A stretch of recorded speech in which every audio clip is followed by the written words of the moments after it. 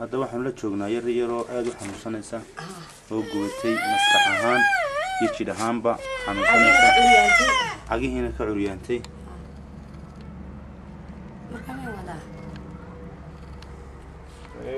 watan hooyadeeda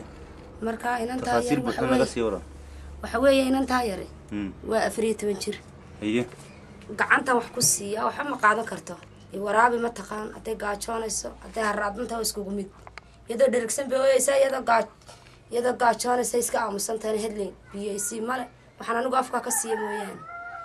waxaan ku yiri udahana xafaayad baan u galgaliyaa oo ka xafaayadeeya kaadi iyo wax dhareer midna iska duwaysa gacantayda mooyaan gacan kale oo aan ku aaminaana ma jirto toddoba caruur oo kale yaryarna waan haystaa iyada ka yaryar iskana daciifaan inkuna waa bukaan وكا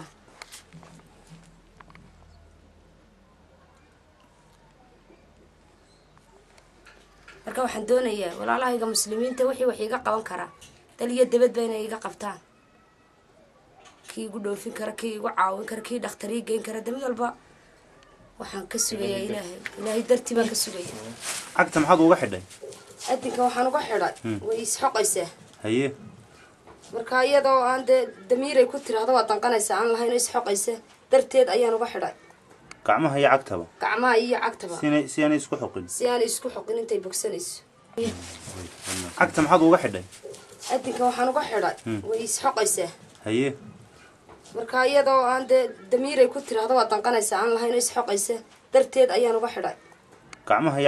gacmaha iyo cagtaba si aan isku xoqin intay bogsanayso way ma santa